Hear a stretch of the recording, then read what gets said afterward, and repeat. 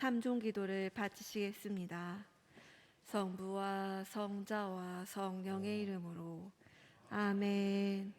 주님의 천사가 마리아께 아뢰니 은총이 가득하신 마리아님 기뻐하소서.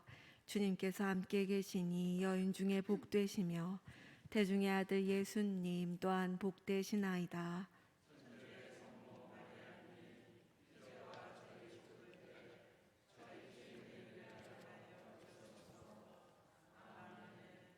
주님의 종이 오니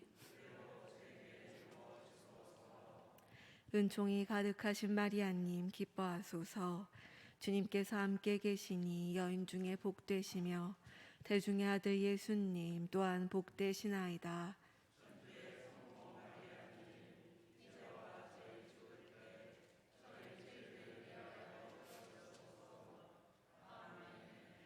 이에 말씀이 사람이 되시어 은총이 가득하신 마리아님 기뻐하소서. 주님께서 함께 계시니 여인 중에 복되시며 태중의 아들 예수님 또한 복되시나이다.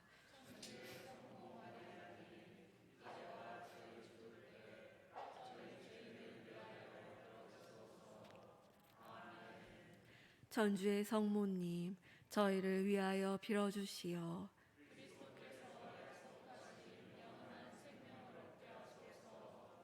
기도합시다. 하느님 천사의 아뢰므로 성자께서 사람이 되심을 알았으니 성자의 순환과 십자가로 부활의 영광에 이르는 은총을 저희에게 내려주소서. 우리 주 그리스도를 통하여 비나이다. 아멘. 성부와 성자와 성령의 이름으로 아멘. 형제자매 여러분 안녕하셨습니까? 오늘은 3월 26일 사순 제5주일입니다. 하느님 제 권리를 찾아주소서. 불충한 백성에게 맞서 제 소송을 이끌어 주소서. 거짓되고 불의한 자에게서 저를 구해주소서. 당신은 저의 하느님, 저의 힘이시옵니다. 입당성가 거룩한 기쁨 603번, 거룩한 기쁨 603번입니다.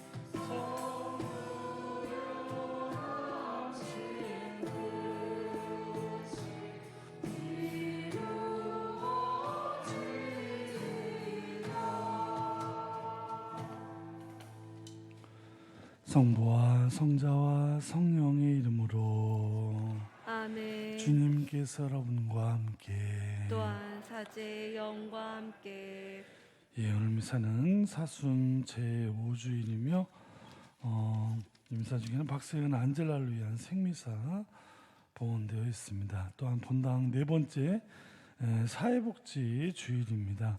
우리는 지난 2년 동안 아프리카 콩고에 있는 완바 지역의 IT 센터 내전에 있는 어린이들의 교육을 위해서 한 3천만 원 정도를 우리가 이렇게 천천히 모아서 이렇게 봉헌함으로써 그 사업이 진행되고 있는데, 지금 이번에 올해 새로 이제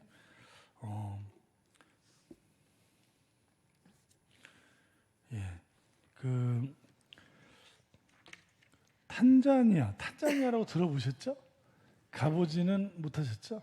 예, 저도 뭐 탄자니아 못 가봤는데, 이 탄자니아라는 아프리카의 나라는 굉장히 어려운 나라입니다.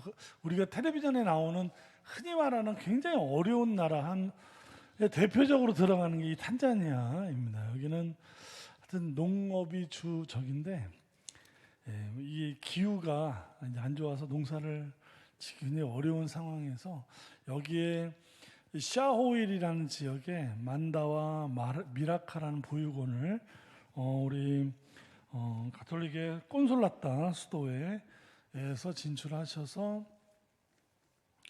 여기 신부님 콰자바 베스투스 신부님께서 제안서를 올마이키즈에 올려주셨는데요.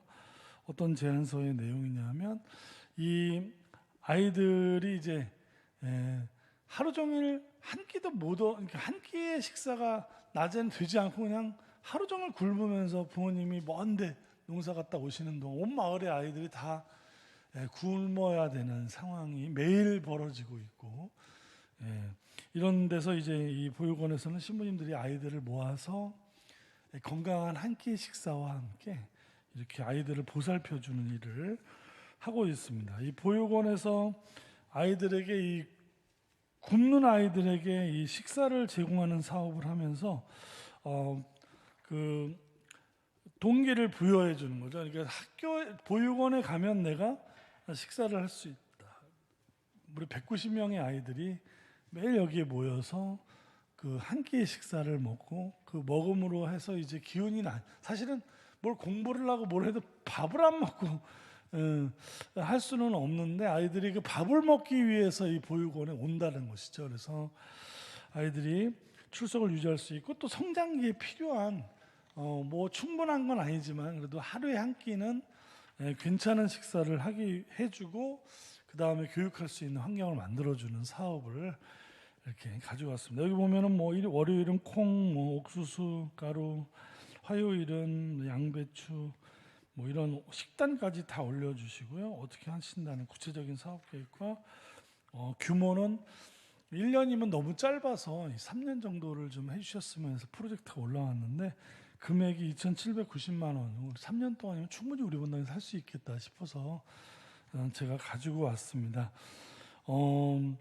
정말 해외 원조 없이는 나라 자체가 전혀 아무것도 돌아가지 못하는 나라이고요. 우리 여기에 탄자니아의 그 올마이키즈 지금 저희가 이렇게 지원하고 있는 거기 소속 이사님 중에 부부, 형제자매님이 두 분이 이 콘솔라떼 지금 벌써 몇 년째 현역에서 은퇴하시자마자 두 분이 이 여기 탄자니아에 가서 이 사업의 봉사자로 이제 하고 있으면서 보내오는 자료들입니다. 그래서 우리가 뭐 굉장히 많은 힘을 기울여서 뭘 하는 건 아니지만, 그래도 한 달에 한 번 사회복지주일에 우리 이창금 오늘 같은 날 주일헌금 좀 나눠서 이렇게 주시고, 또 개인적으로 후원해 주시는 거를 1년 이렇게 야금야금 모아서 우리가 정말 한 끼의 식사도 제대로 못하는 이 아프리카 오지의 이 탄자니아 아이들에게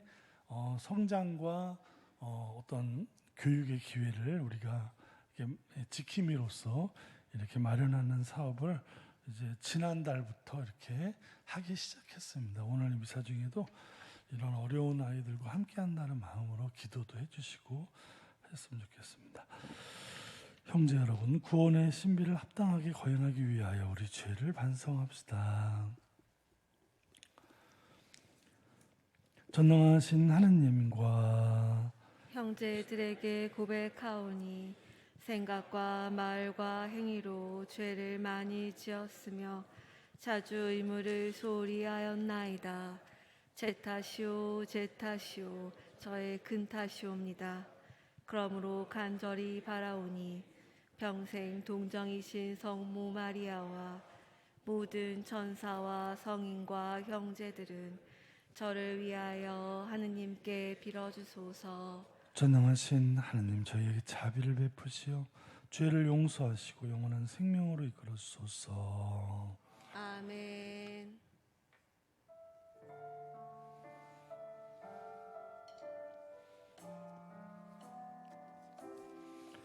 주님 자비를 베푸소서. 주님 자비를 베푸소서. 그리스도님 자비를 베푸소서. 그리스도님 자비를 베푸소서. 주님 자비를 베푸소서. 주님 자비를 베푸소서. 기도합시다. 주 하느님, 성자께서는 죽기까지 세상을 사랑하셨으니 주님의 도우심으로 저희도 그 사랑 안에서 기쁘게 살아가게 하소서. 우리 주 예수 그리스도를 통하여 비나이다. 아멘. 앉으십시오.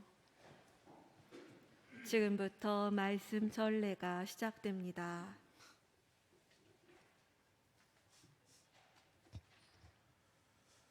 에제키엘 예언서의 말씀입니다. 주 하느님께서 이렇게 말씀하신다. 나 이제 너희 무덤을 열겠다.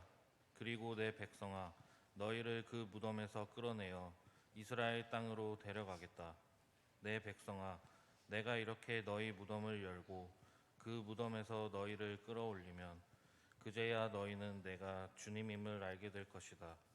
내가 너희 안에 내 영을 넣어주어 너희를 살린 다음 너희 땅으로 데려다 놓겠다. 그제야 너희는 나 주님은 말하고 그대로 실천한다는 사실을 알게 될 것이다. 주님의 말씀입니다. 하느님 감사합니다.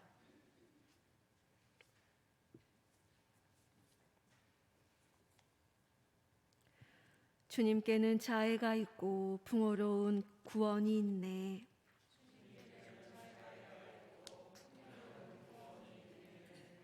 깊은 구렁 속에서 주님 당신께 부르짖나이다. 주님 제 목소리를 들어주소서.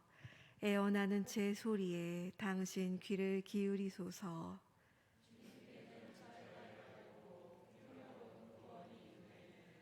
주님 당신이 죄악을 헤아리신다면 주님 감당할 자 누구리이까? 당신은 용서하는 분이시니 사람들이 당신을 경외하리이다.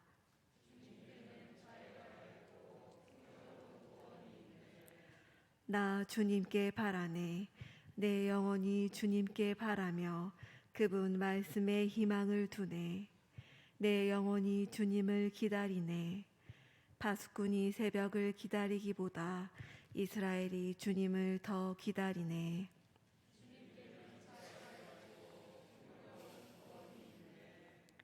주님께는 자애가 있고 풍요로운 구원이 있네. 바로 그분이 이스라엘을 모든 죄악에서 구원하시리라.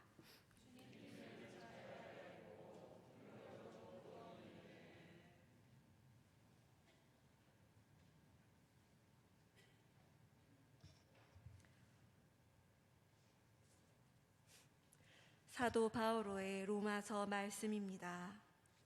형제 여러분, 육안에 있는 자들은 하느님 마음에 들 수 없습니다. 그러나 하느님의 영이 여러분 안에 사시기만 하면 여러분은 육안에 있지 않고 성령 안에 있게 됩니다. 누구든지 그리스도의 영을 모시고 있지 않으면 그는 그리스도께 속한 사람이 아닙니다.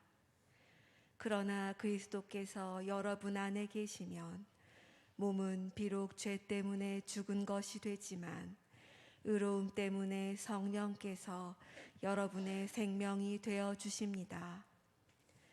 예수님을 죽은 이들 가운데에서 일으키신 분의 영께서 여러분 안에 사시면 그리스도를 죽은 이들 가운데에서 일으키신 분께서 여러분 안에 사시는 당신의 영을 통하여 여러분의 죽을 몸도 다시 살리실 것입니다. 주님의 말씀입니다.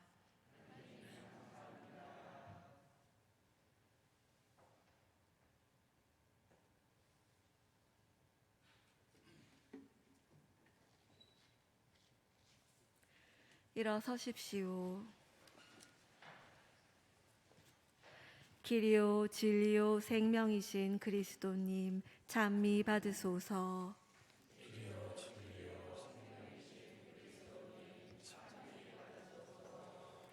주님이 말씀하신다. 나는 부활이요 생명이다.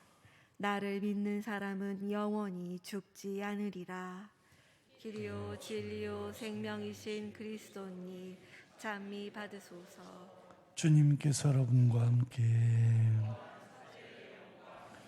요한이 전한 거룩한 복음입니다. 주님 영광 받으소서. 그때 마리아와 그 언니 마르타가 예수님께 사람을 보내어 주님께서 사랑하시는 이가 병을 앓고 있습니다 하고 말하였다. 예수님께서 그 말을 듣고 이르셨다. 그 병은 죽을 병이 아니라 오히려 하느님의 영광을 위한 것이다.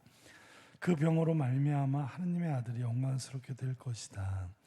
예수님께서는 마르타와 그 여동생과 라자로를 사랑하셨다. 그러나 라자로가 병을 앓고 있다는 말을 들으시고도 계시던 곳에 이틀을 더 머무르셨다. 예수님께서는 그런 뒤에야 제자들에게 다시 유다로 가자고 말씀하셨다.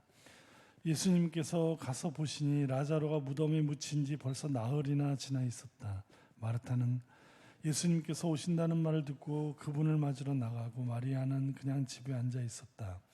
마르타가 예수님께 말하였다. 주님께서 여기에 계셨더라면 제 오빠가 죽지 않았을 것입니다. 그러나 하나님께서는 주님께서 청하시는 것은 무엇이나 들어주신다는 것을 저는 지금도 알고 있습니다. 예수님께서 마르타에게 내 오빠는 다시 살아날 것이다 하시니 마르타가 마지막 날 부활 때 오빠도 다시 살아나리라는 것을 알고 있습니다 하였다. 그러자 예수님께서 그에게 이르셨다. 나는 부활이요 생명이다. 나를 믿는 사람은 죽더라도 살고 또 살아서 나를 믿는 사람은 영원히 죽지 않을 것이다. 너는 이것을 믿느냐? 마르타가 대답하였다. 예 주님, 저는 주님께서 이 세상에 오시기로 되어 있는 메시아이시며 하느님의 아드님이심을 믿습니다. 예수님께서는 마음이 북받치시고 산란해지셨다. 예수님께서 그를 어디에 묻었느냐 하고 물으시니 그들이 주님 와서 보십시오 하고 대답하였다. 예수님께서는 눈물을 흘리셨다. 그러자 유다인들이 보시오, 저분이 라자로를 얼마나 사랑하셨는지 하고 말하였다. 그러나 그들 가운데 몇몇은 눈먼 사람의 눈을 뜨게 해주신 저분이 이 사람을 죽지 않게 해주실 수는 없었는가 하였다. 예수님께서는 다시 속이 북받치시어 무덤으로 가셨다. 무덤은 동굴인데 그 입구에 돌이 놓여 있었다. 예수님께서 돌을 치워라 하시니 죽은 사람의 누이 마르타가 주님 죽은 지 나흘이나 되어 벌써 냄새가 납니다 하였다. 예수님께서 마르타에게 말씀하셨다. 내가 믿으면 하느님의 영광을 보리라고 내가 말하지 않았느냐. 그러자 사람들이 돌을 치웠다. 예수님께서는 하늘을 우러러보시며 말씀하셨다. 아버지, 제 말씀을 들어주셨으니 아버지께 감사드립니다. 아버지께서 언제나 제 말씀을 들어주신다는 것을 저는 알고 있습니다. 그러나 이렇게 말씀드리는 것은 여기 둘러선 군중이 아버지께서 저를 보내셨다는 것을 믿게 하려는 것입니다.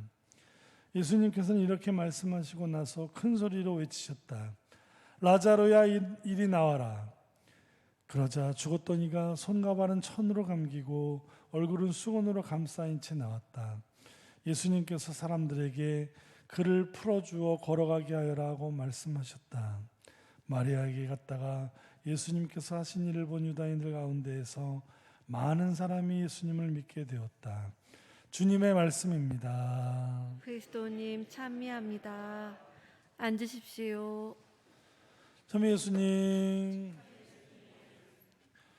이번 주부터 본당에서 성서 40주간을 시작을 했습니다.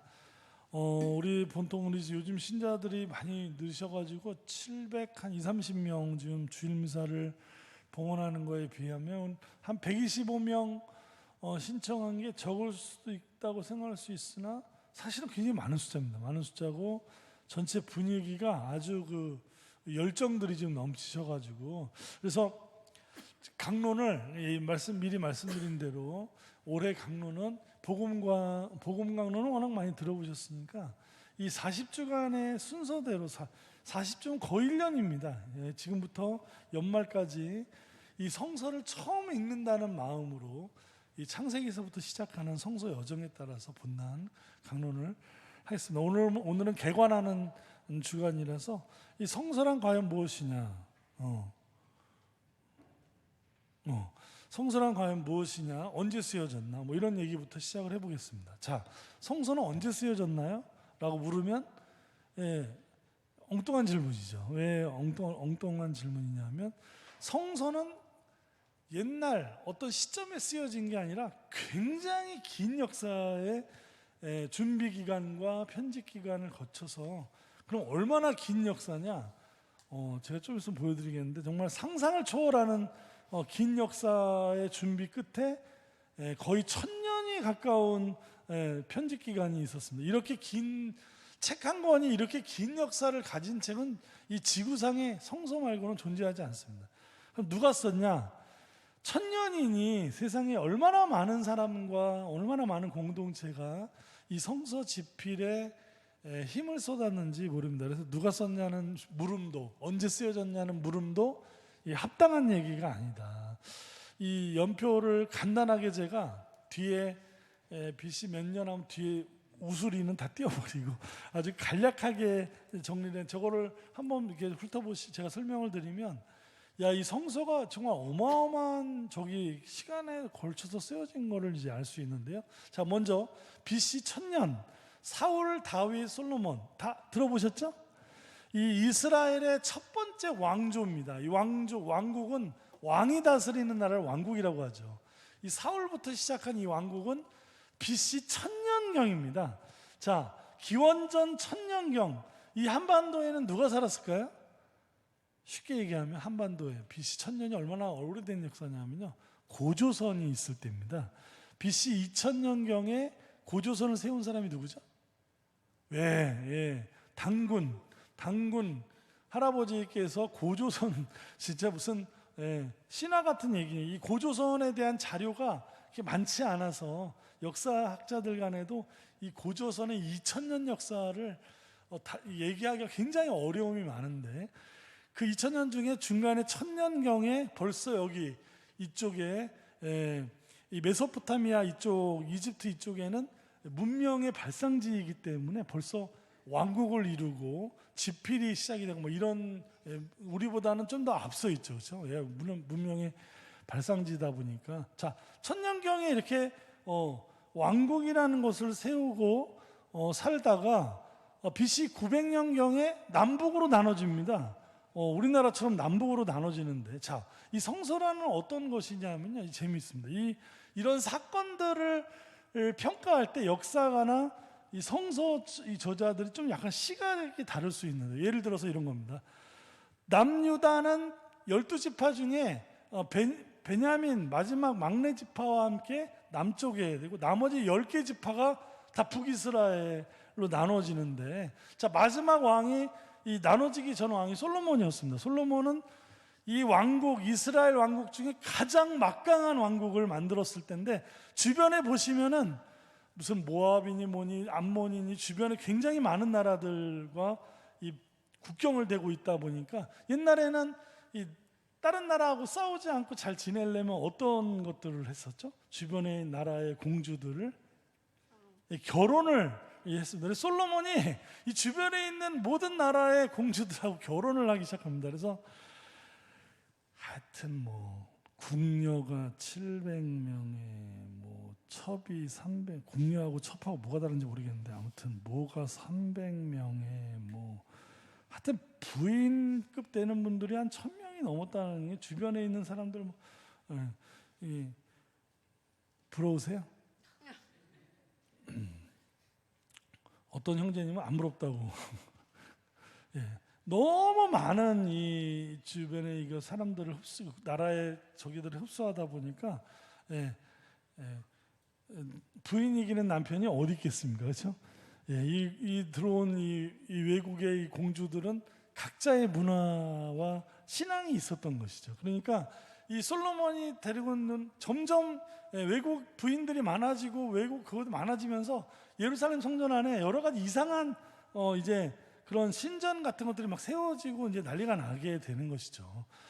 그러다 결국에 가서는 그 다음 때에 가서는 남북으로 갈라요. 남유다와 북이스라엘로 왕국이 반으로 쪼개지게 되는데 역사학자들이 볼 때는 이 세금 문제 때문에 이건 찢어진 거다 이렇게 보는데 성서학자들은 결국은 이 남북으로 찢어지고 그 다음 일이 뭔 일이 벌어졌습니까?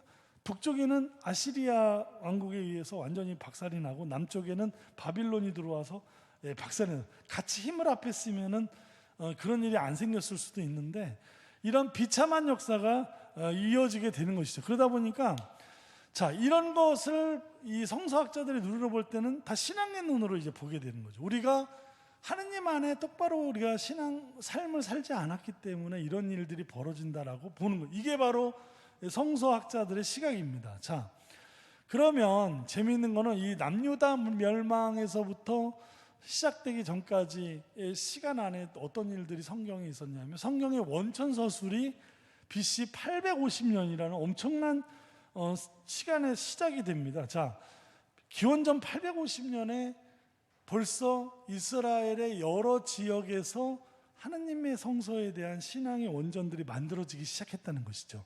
야훼, 하느님을 야훼라고 이름을 쓰는 야훼계 문헌들이 만들어지고 저 밑에는 하느님을 엘로힘이라고 표현하는 지방의 여러 가지 문서들이 전혀 문체가 다르지만 하나의 신앙 문서들이 만들어지기 시작한 게 기원전 850년입니다. 자, 기원전 850년에 우리나라에서 발견되는 유적이 뭡니까? 800년? 700년?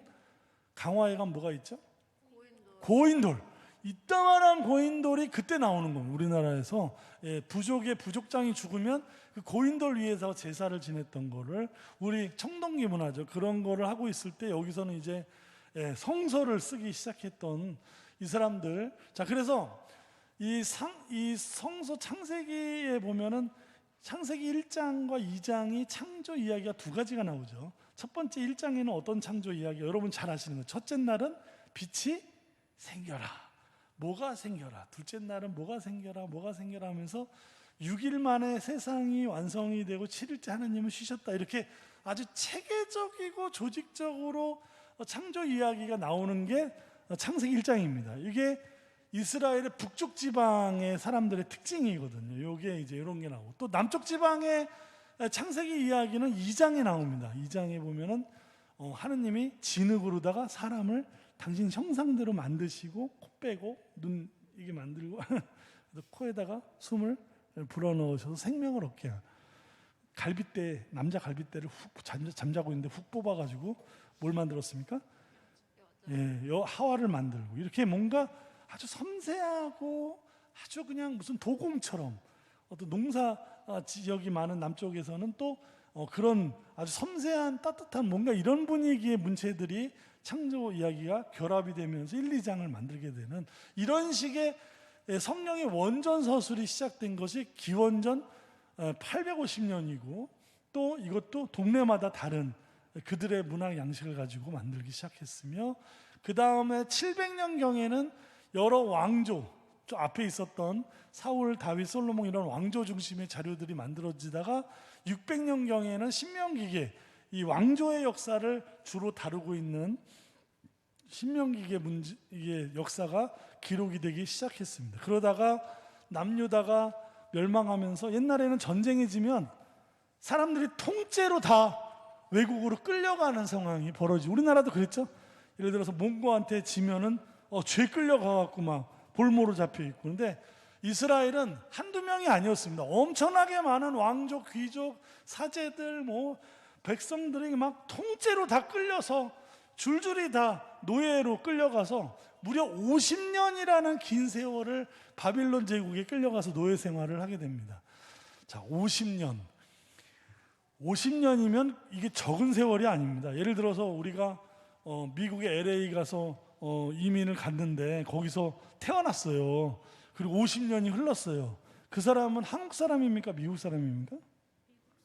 거의 미국 사람에 가깝죠. 그 사람은 한국말보다 미국말을 더 잘하고 Thank you, I love you, I'm sorry 이런 문화가 훨씬 더 50년을 거기서 태어나서 살았는데 한국 문화보다는 훨씬 더 이 미국 문화가 젖어 있을 수밖에 없다는 거죠. 이 바빌론 유배 50년은 이스라엘을 통째로 흔들어 놓는 겁니다. 물론 이제 북이스라엘은 유배를 안 갔으니까 남쪽에서 간 사람들, 근데 이 지도층 사람들이 그 안에서 받은 충격, 그리고 욕을 하면서, 왜 그 며느리도 뭐 시어머니 욕하면서 배운다 그러는 말 있죠, 우리나라 말에.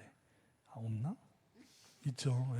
사람이 욕하면서 배우는 그런 게 있거든요. 그러니까 이게 아무리 그거를 거부하려고 해도, 이 바빌론이라는 나라는 어떤 나라였냐면 이제 조로아스터교, 이거 아마 들어보셨을 거예요. 이런 배화교라고 그래요. 옛날 조로아스터교 그런 종교들이 잡고 있던 이 조로아스터교는 아주 그 유일신 사상과 그 윤리적인 걸 강조하면서 윤리적으로 잘못한 사람을 신이 심판한다, 뭐 이런 식의 그 굉장히 그런 종교가 강했는데, 이게 모르게 이스라엘 사람들에게 뼈와 살에 각인이 되면서 이 사람들이 본국에 왔을 때는 어떤 편집, 사제계가 편집이 시작됩니다. 사제계는 이름이 딱 보면 뭐죠? 제사와 율법에 관계된 그런 것들을 편집하는 그런 작업들을 하게 돼. 왜 그렇게 하게 됐냐면, 이스라엘 민족이 50년을 흘러갔다 오다 보니까 정통성이 사라질까봐 어떤 자기들의 민족의 정통성을 지키기 위해서 사제 계급이 이런 문서들을 저렇게 노력을 했다는 것임에도 불구하고 성서에 보면 하느님이 어떻게 얘기하죠? 막 잘못한 사람을 막 벌주고 막 징벌해 하느님, 막 이런 모습이 나오지 않습니까? 이런 게 다 보이지 않게 언제 영향을 받은 거냐면, 이 바빌론 50년의 그 역사에서 받은 것들이 다 보이지 않게 사람들의 아주 그냥 각인되는 것이죠. 그래서 성서는 글자 그대로 그게 하나님의 말씀이다 이렇게 나기보다는, 그런 여러 가지 뭐 좋은 거 나쁜 거 사람들이 경험하고 배우고 하면서 생겼던 삶의 어떤 사건들, 경험들 안에서 보여지고 깨닫게 되는 하느님의 말씀, 이것이 이제 성서이기 때문에 글자 그대로 그것이 허점이 많이 있죠. 뭐 여러 가지 인간적인 허점 많지만, 하지만 글자 그대로 거룩하다기보다는 이 성서 자체가 담고 있는 인간들의 어떤 그 역사 안에서의 하느님에 대한 깊은 체험, 이것을 무시 못한다는 것이죠. 자, 그 다음에 마지막에 편집된 BC 400년이 모세오경입니다. 자, 모세오경은 제가 어떻게 외웠냐면 창출, 레민신, 창세기, 출애굽기, 레위기, 민수기, 신명기, 구약 성서의 제일 앞부분에 나와 있는 5개를 이름하여 모세오경이라고 그러는데, 그럼 모세오경을 창세기를 모세가 썼냐? 그렇지 않죠. 모세 쓴 게 아니라 모세의 정신에 입각한 문서들인데, 왜 모세라는 이름이 이렇게 중요하냐면, 이스라엘 백성은 모세와 함께 에집트에서 탈출하면서부터 하느님을 본격적으로 만나게 되기 때문에 이런 신앙의 원조가 사실은 모세거든요. 모세의 정신에 따라서 모세오경, 성서의 가장 앞부분이지만 연대로 보면은 가장 나중에 만들어진 게 모세오경입니다. 그 중에서도 창세기, 여러분 창세기 아시죠? 저도 어릴 때부터 창세기를 수도 없이 들었습니다. 창세기. 저희 어머니가 충청도 분이라 창세기에서 저는 창세기를 내가 잘 안다고 생각했는데, 어느 날 신학교에 가보니까 창세기가 있더라고요. 그래서 야, 이 책은 생선 내장에 관한 책인가 보다. 어릴 때부터 우리 어머니가 생선 창세기예요. 그 창세기가 아니죠. 이 세상 창조에 관한 이야기, 제일 처음에 나와 있는데, 그러면 성서로 볼 때 가장 먼저 쓰여졌을 것 같은데, 재미있게도 저 성서의 어마어마한 역사 안에서 가장 마지막에 집필된 게 창세기입니다.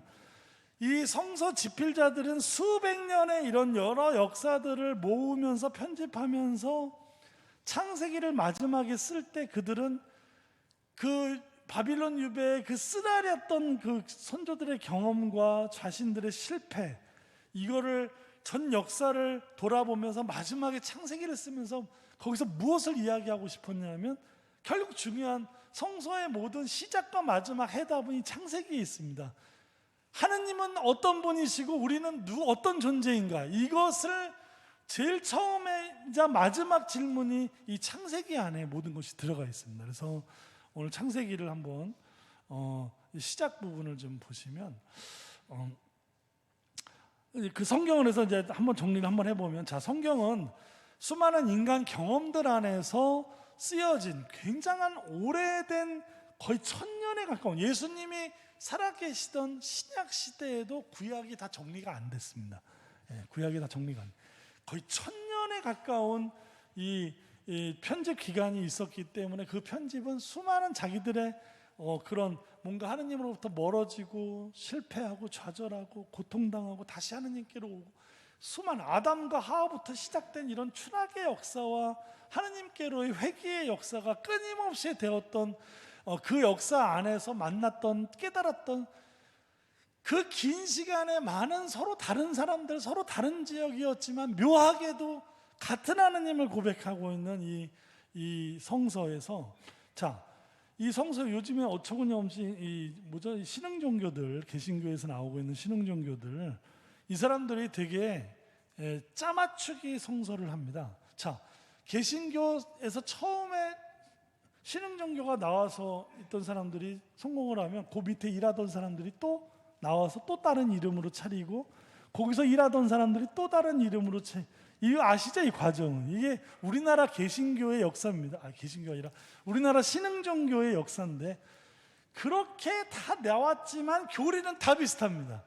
이 성서를 갖다가 창세기에 나와 있는 생명나무 이야기, 어디에 나와 있는 무슨 이야기, 뭐 이야기, 저 밑에 요한묵시록에 나와 있는 것까지 다 끄집어내서 맞춰버리는 이 말맞추기 장난, 이 말맞추기가 되겠습니까? 그럴듯하지만 이 얘기가 맞을까요? 안 맞을까요? 맞을 수가 없죠. 왜 맞을 수가? 왜? 이 문서 하나하나가 엄청나게 이 많은 세월과 서로 다른 지역에서 만들어진 문서고, 1000년이면은 상상을 할 수 없는 긴 세월입니다.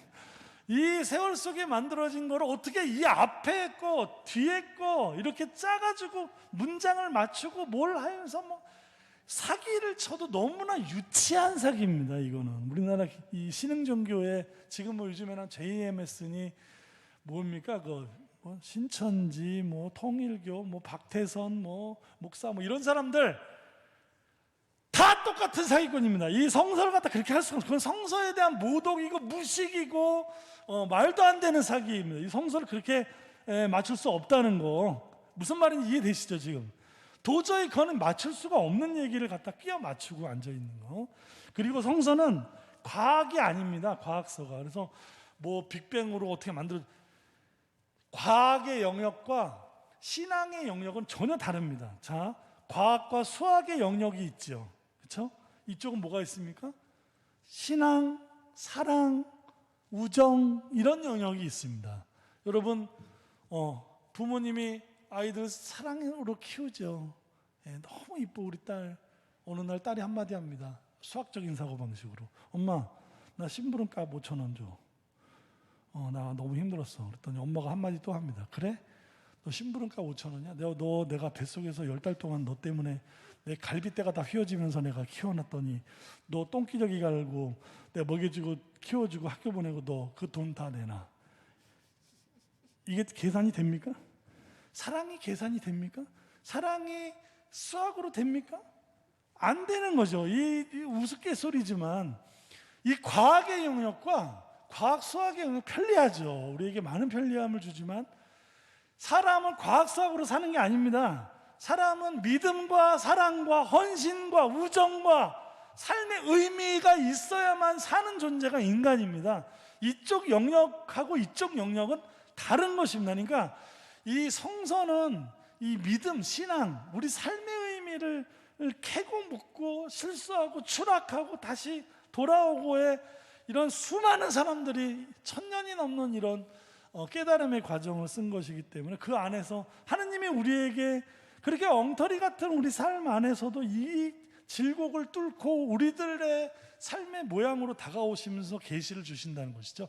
하느님의 모습으로 그냥 다가오시면 인간이 하느님을 알아볼 수가 없기 때문에 하느님은 철저히 우리들의 경험과 그 안에서 그것이 설령 빈틈이 많고 엉터리라 할지라도 하느님은 인간에게 맞춰서 눈높이로 오시지 거룩함 자체로 오실 수가 없다. 인간이 알아볼 수가 없다. 하느님이 인간 예수님으로 오시니까 우리가 예수님을 알아볼 수 있지, 우라무탄이나 낙타로 오시면은 우리가 하나님의 아들을 알아볼 수 있냐? 우라무탄으로 오면 좀 알아볼 수 있을려나?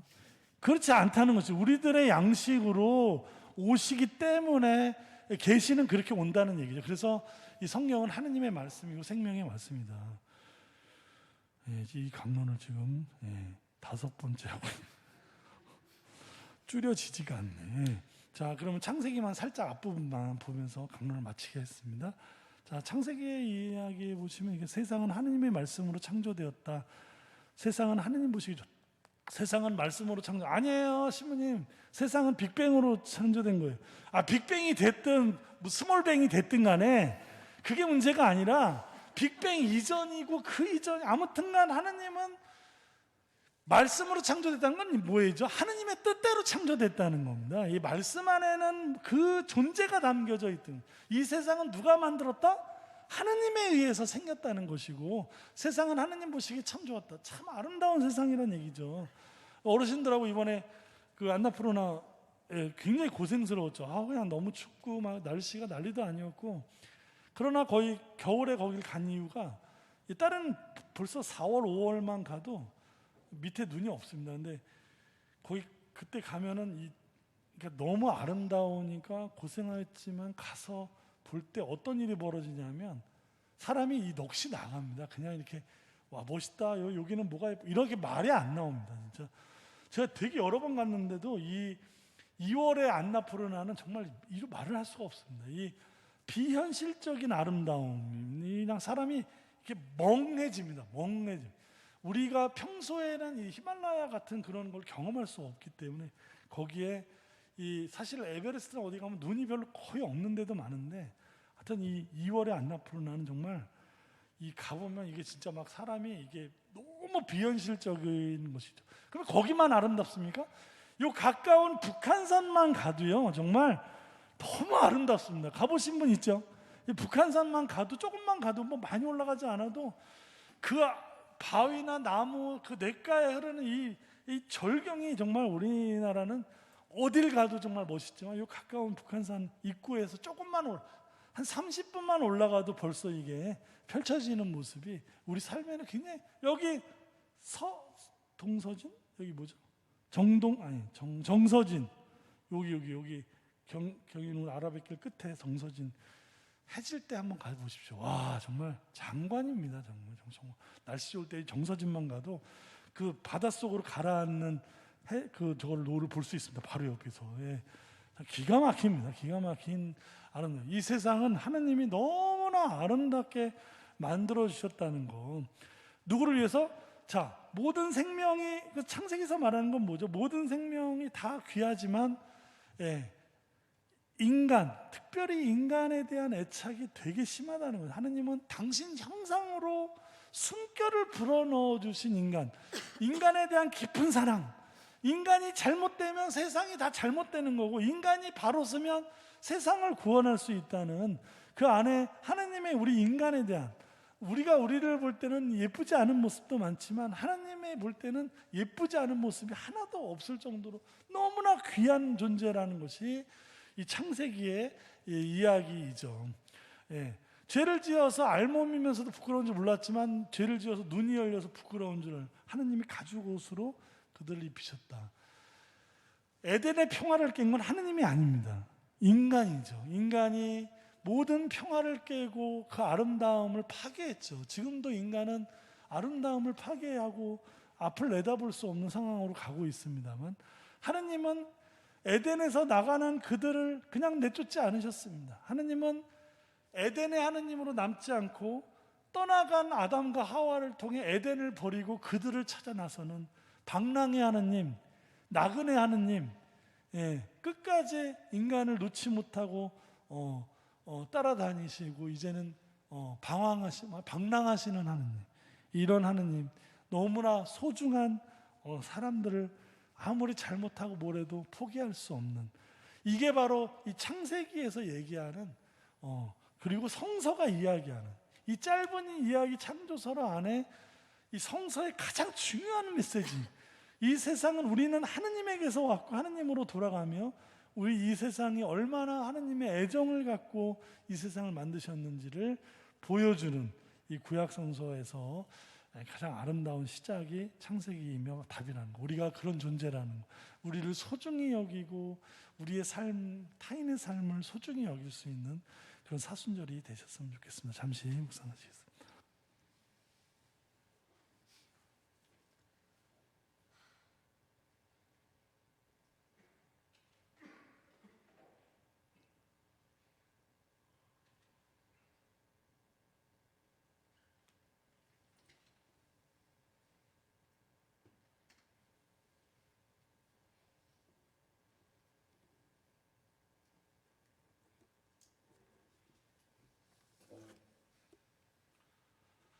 다 함께 신앙 고백 함께 하겠습니다.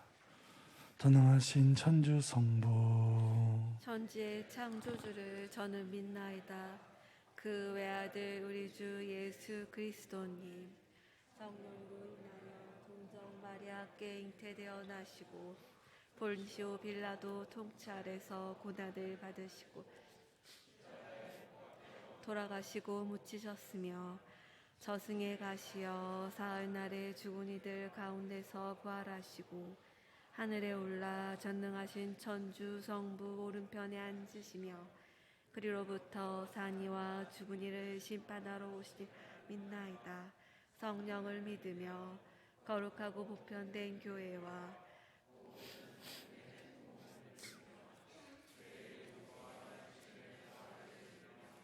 영원한 삶을 믿나이다. 아멘. 형제 여러분, 라자로의 죽음과 부활로 우리에게 영원한 삶의 희망을 보여주신 하느님 아버지를 찬미하며 정성을 다하여 기도합시다.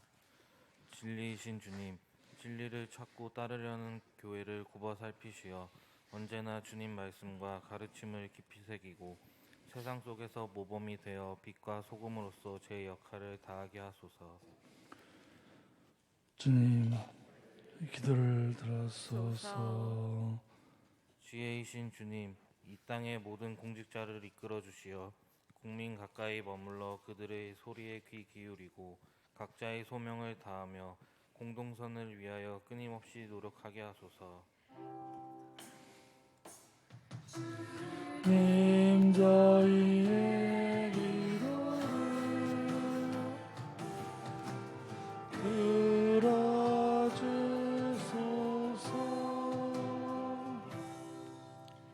영원한 목자이신 주님, 주님의 자녀가 되도록 불러주신 예비 신자들을 보살펴 주시어 진리에 대한 믿음과 깨달음의 열정으로 세례를 받고 영원한 생명을 얻을 수 있도록 도와주소서. 주님 저희의 기도를 들어주소서.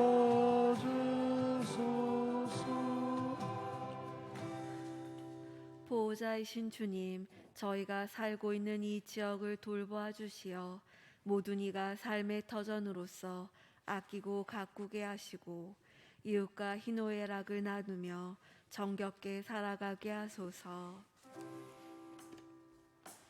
주님 저희의 기도를 들어주소서.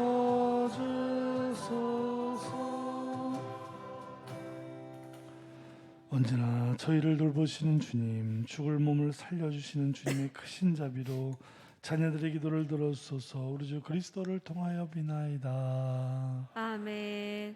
앉으십시오. 지금부터 성찬 전례가 시작됩니다. 오늘은 본당 사목주일로 2차 언금이 있습니다. 1차 봉헌하실 때 2차 언금도 함께 봉헌하시겠습니다. 봉헌성가 거룩한 기쁨 138번, 138번입니다.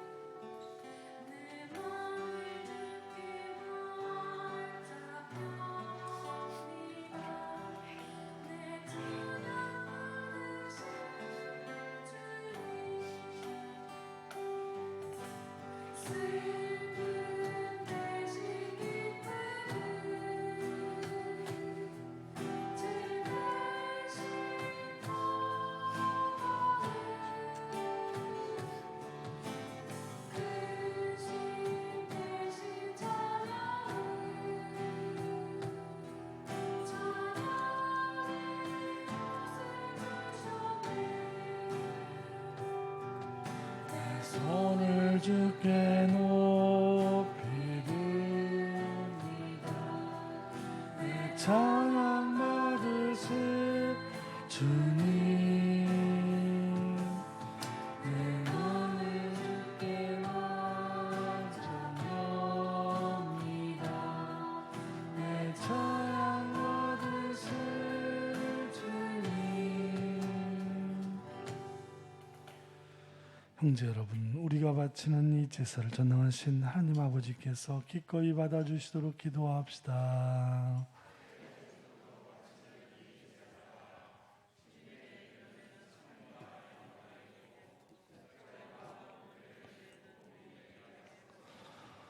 전능하신 하나님, 하나님의 종들이 그리스도교 신앙을 알게 하셨으니 저희 기도를 들으시고 이 제사의 힘으로 그들을 깨끗이 씻어주소서. 우리 주 그리스도를 통하여 비나이다. 아멘. 주님께서 여러분과 함께 또한 사제의 영과 함께 마음을 드높이 주님께 올립니다. 우리 주 하나님께 감사합시다. 마땅하고 옳은 일입니다. 거룩하신 아버지, 그리스도께서는 저희와 똑같은 사람으로서 친구 라자로의 죽음을 슬퍼하며 오시고 영원하신 하느님으로서 라자로를 무덤에서 불러내셨으며 인류를 자비로이 구워오시고 거룩한 신비를 통하여 새 생명으로 이끌어 주셨나이다.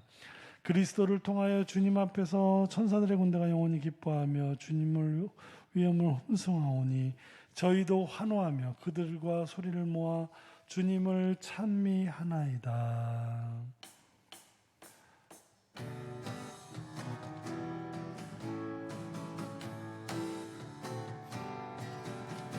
거룩하시도다, 거룩하시도다, 거룩하시도다.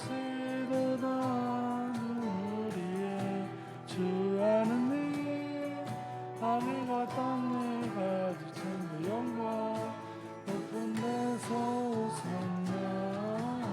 주님의 이름으로 오시는 만 찬미 받으소서. 높은 데서 오셨나, 높은 데서 오셨나. 거룩하신 아버지께서는 모든 거룩함의 셈이시옵니다. 간구하오니 성령의 힘으로 이 예물을 거룩하게 하시어 우리 주 예수 그리스도의 몸과 피가 되게 하소서. 스스로 원하신 순환이 다가오자 예수님께서는 빵을 들고 감사를 들으신 다음 쪼개어 제자들에게 주시며 말씀하셨나이다. 너희는 모두 이것을 받아 먹어라. 이는 너희를 위하여 내어줄 내 몸이다.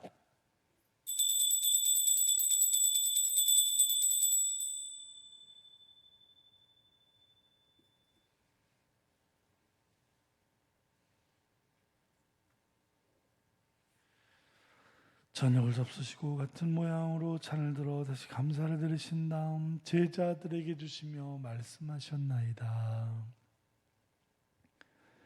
너희는 모두 이것을 받아 마셔라.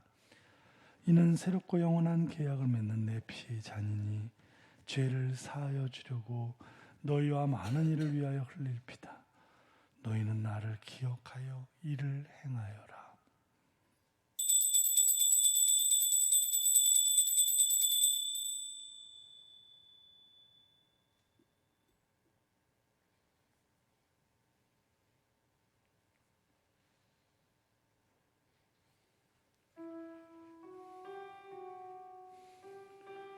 신앙의 신비여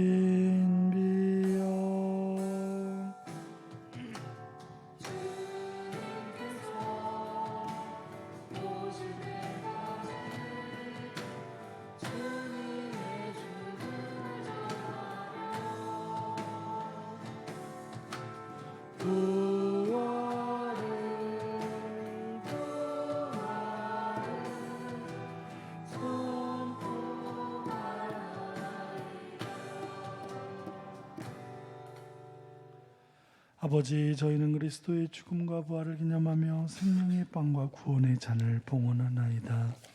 또한 저희가 아버지 앞에 나와 봉사하게 하시니 감사하나이다.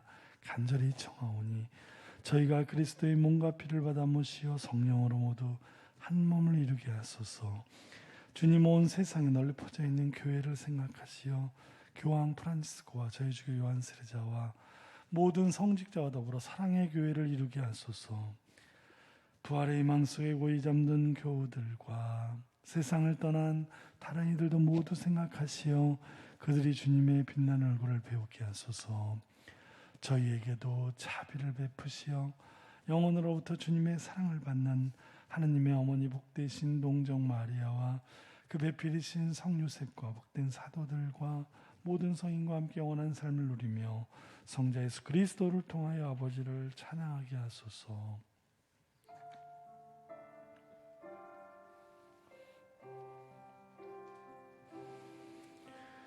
그리스도를 통하여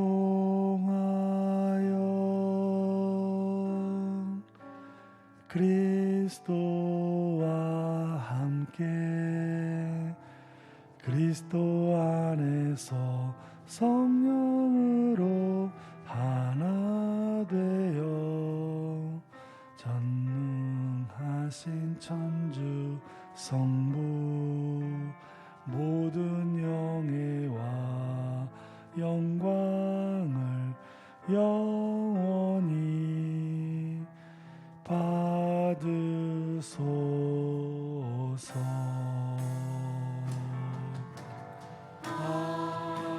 아멘, 아멘, 아멘.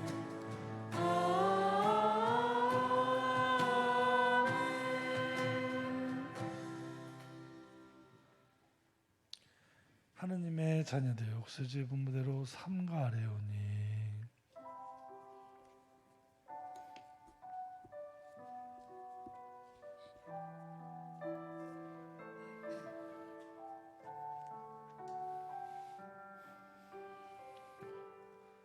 하늘에 계신 우리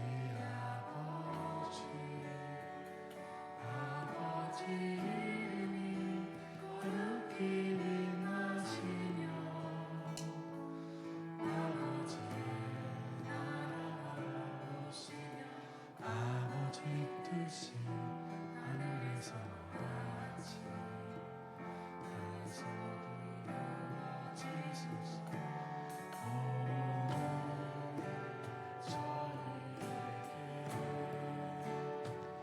일용할 양식 주시고 저희에게 잘못한 일을 저희가 용서하오니 저희 죄를 용서하시고 영혼에 빠지지 않게 악에서 구하소서. 악에서 구하소서.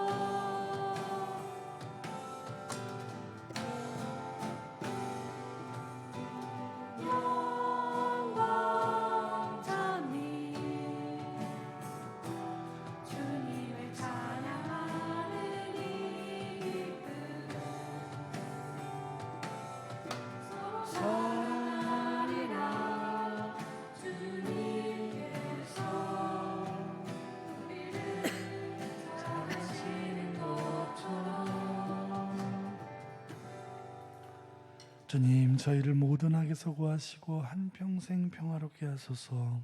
주님의 자비로 저희를 언제나 죄에서 구원하시고 모든 시련에서 보호하시어 복된 희망을 품고 구세주 예수 그리스도의 재림을 기다리게 하소서. 주님께 나라와 권능과 영원히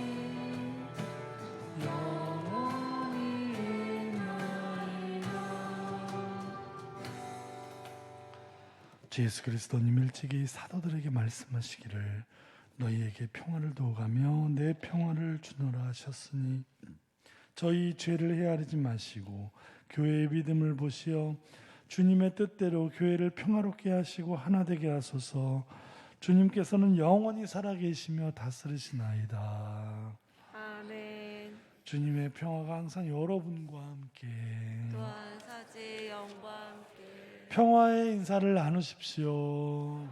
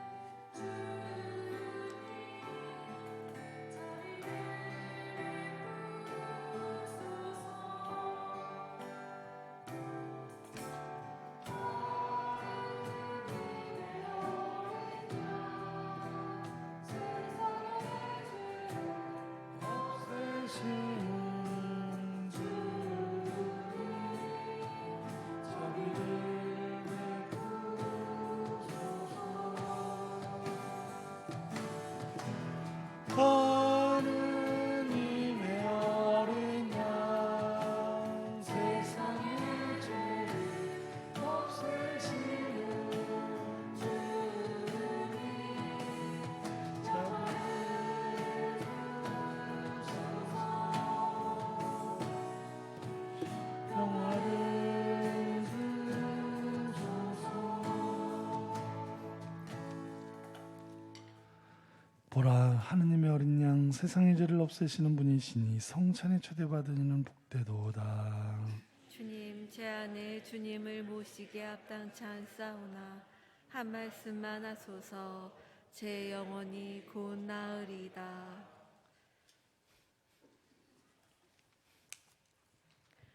주님이 말씀하신다. 살아서 나를 믿는 모든 사람은 영원히 죽지 않으리라. 앉으십시오. 성채성가 167번, 167번입니다.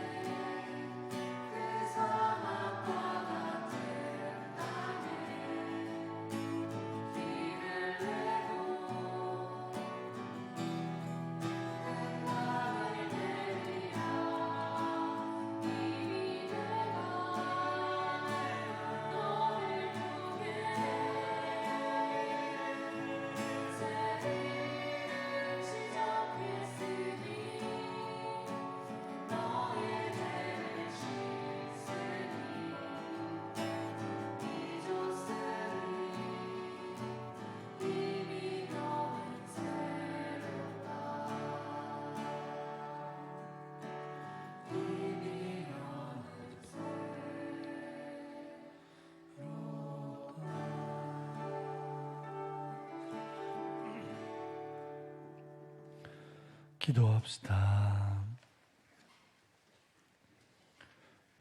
전능하신 하느님, 저희가 그리스도의 몸과 피를 받아 모셨으니 언제나 그리스도의 지체로 머무르게 하소서. 성자께서는 영원히 살아계시며 다스리시나이다. 아멘. 예, 잠시만 앉아주십시오.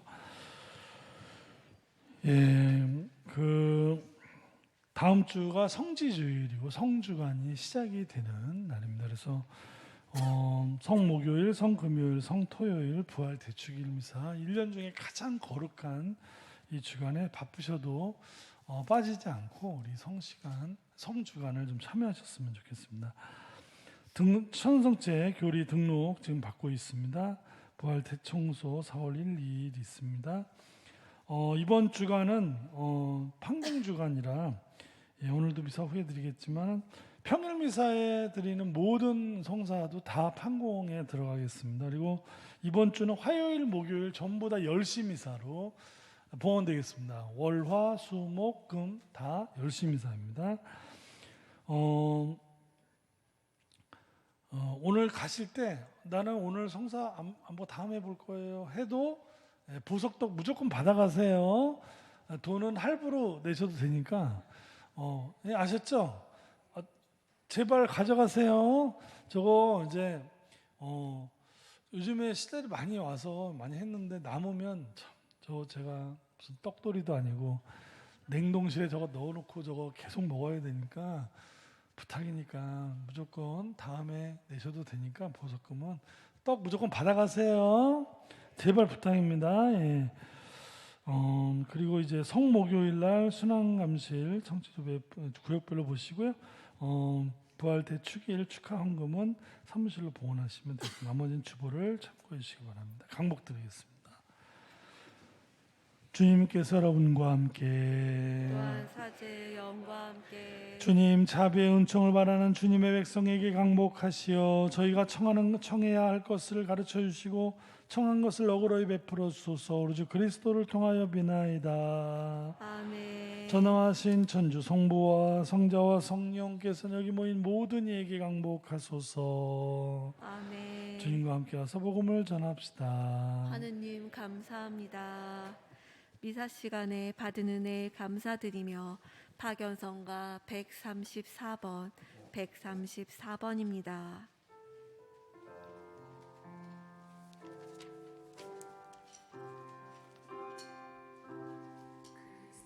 나의 구세주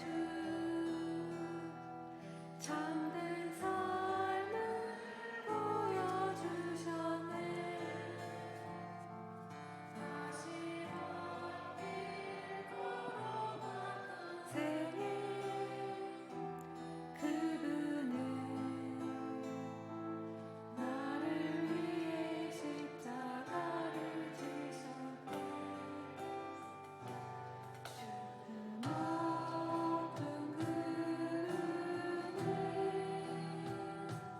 나의 발을 씻기셨다네. 내 영혼이 잊지 못할 사랑 그 모습 바로 내가 봐야 하소서. 주여 나를 보내주소서.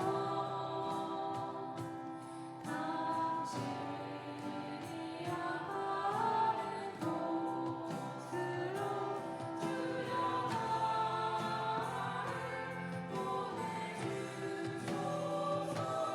당신 손길 필요한 곳에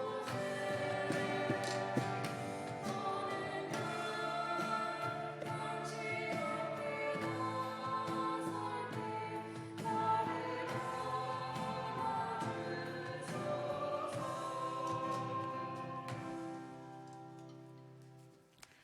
앉으십시오. 마침 기도로 매일 미사 180쪽에 있는 성 요셉 성월 기도를 바치시겠습니다. 매일 미사 180쪽입니다. 성 요셉에게 바치는 기도. 우리 주 예수님을 기르신 아버지시오 정결하신 동정 마리아의 배필이시며 임종하는 이의 수호자이신 성 요셉께 간절히 청하오니 하느님께 빌어주시어 저희가 예수님을 사랑하며 충실히 따르게 하소서. 또한 죽을 때에 저희를 지켜주소서. 아멘. 원접 잉태 되신 복되신 동정 마리아님, 원접 잉태 되신 복되신 동정 마리아님, 원접 잉태 되신 복되신 동정 마리아님, 성부와 성자와 성령의 이름으로 아멘. 미사 후 십자가의 길이 있습니다. 함께 기도 들으실 분은 성전에 남아주시기 바랍니다.